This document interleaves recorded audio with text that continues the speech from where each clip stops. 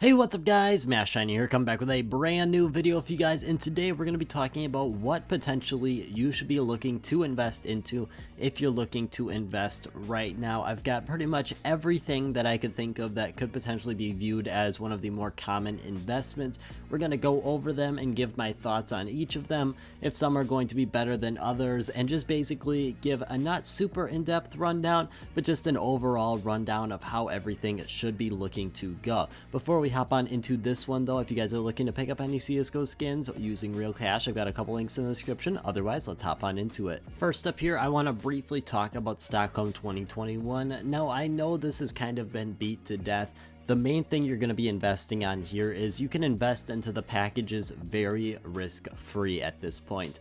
And that, I mean, is in a sale. There's not going to be a sale on the souvenir tokens. That's not something that's going to happen. I can pretty much, my personal guarantee on that, because there's no way we are going to see a sale on the souvenir packages themselves. Now, if you're looking to invest into the actual items like the capsules, I would definitely be a little bit wary, because there is definitely still that possibility of a sale. However likely you view it is up to you, but there's definitely a chance, and that's something you really need to be careful of, because you will get burned very badly if a sale comes out and you've already invested. You're going to be losing probably around 70-ish to 75-ish cents per capsule you bought, and that's going to be like 3/4 of your money. So definitely try to avoid that. I would definitely wait off on everything Stockholm 2021 related though, unless you're going to be picking things up off the market. Picking up souvenir packages off the market can be a really smart thing to do.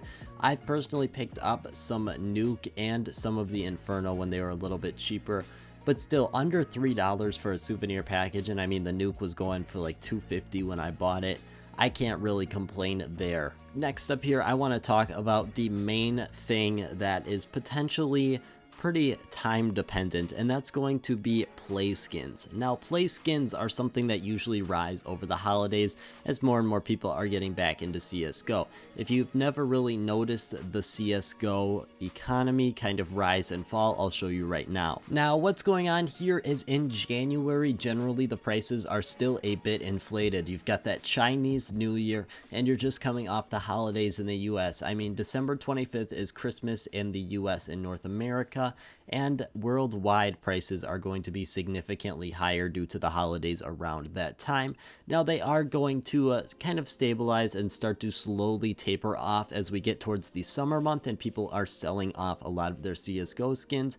And then we see June and July, and we see those prices go pretty deep down. This is usually the best time to buy on a stereotypical year. However, now we've got a pretty good opportunity because we're at this last bump here on the bottom, and the prices, in my opinion, are about ready to go up pretty quickly. On top, you can see that line of reference just to show you that at the end of December, the prices are usually higher than what they started at in January of the previous year. Right now though, we've got a really good opportunity if you're looking to buy into Playskins or double up and grab some skins that are investment and Playskins.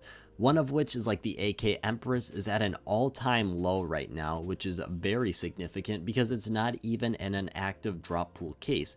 Usually we'll see skins follow the same rough pattern as their case. When it moves out of the active drop pool, the skins will slowly start to creep up in price, and for the Empress being from the Spectrum 2 case, it's surprising that it's still this low. Now, that can be equated to the fact that the Spectrum 2 case has also had its struggles since the Riptide case came out. However, in my opinion, it's still looking a bit undervalued. I mean, everything's looking a bit undervalued at this point, but this specifically is looking a bit undervalued compared to all the other AK skins and the Spectrum 2 skin specifically. Now, if we head on over to the Control collection from Broken Fang, this is what I was meaning by doubling up here. We've got some skins that are under $2 for mil-spec, which is absolutely crazy for an operation skin like this. The problem is there is just no demand for that covert at the top level.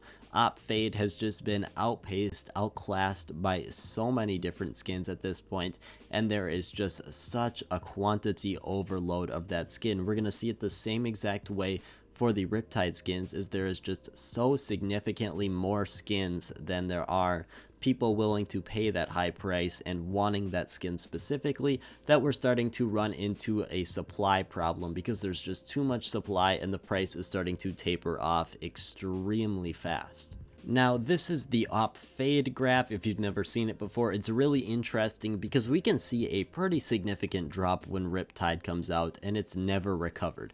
And that's the story with a lot of items here. A lot of items were sold off because of Riptide and have never really recovered. This is what we're going to be calling the quota to make this an irregular year. I've talked before, like you saw in my rough sketch, of that being a normal year. This is an irregular year because usually when we see an operation come out, the prices and the amount it dips down is usually recovered very quickly. That has not been the case for Riptide here, and that's caused pretty significant problems all over. Now, if you are looking to invest here, this definitely does have some potential. I would definitely be very weary though, because it's all dependent on that op fade price. The op fade price, like we saw, has been going down significantly, so keep that in mind if you are looking to invest into the control collection. Now, in one of my previous videos, I talked a bit more on investing in cases. However, I just want to briefly go over my thoughts on it once again. I think cases right now are definitely one of the safest ways to go.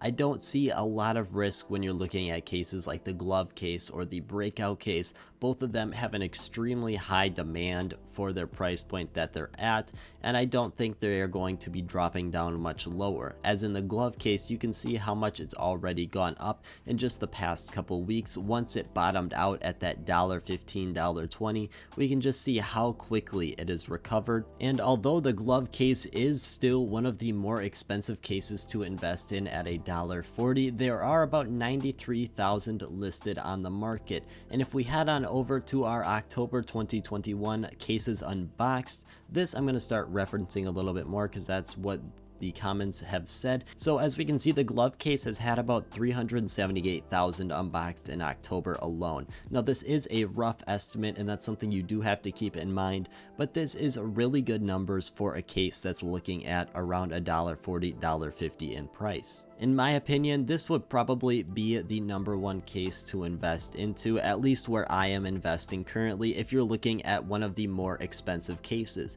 For a case that's significantly older than a decent amount of these other cases, it's still being unboxed at a pretty high amount. It's being unboxed more than the breakouts and more than the Phoenix, a couple other of the contenders usually when you're looking at more of the expensive cases. One final thing I want to throw in here just quickly at the end is if you're looking for a hedge against the market, like you're not really looking to invest too deeply anywhere else, I would definitely recommend going for some M4A4 skins. Some skins like the Desolate Space, you can see the graph right now, the amount that it's gone down is extremely significant. It's from the Gamma collection, which is an older collection, but the fact that it's at an all-time low should be saying something very significant. And M4A4 skins themselves have been doing bad since the M4A1S got that buff, but we know Valve likes to balance them out, and the amount of M4A1S usage right now is just too high for them not to be coming out with a balance sometime in the near future. But as always, guys, I want to thank you guys so much for watching, and I hope you have a great rest of your day.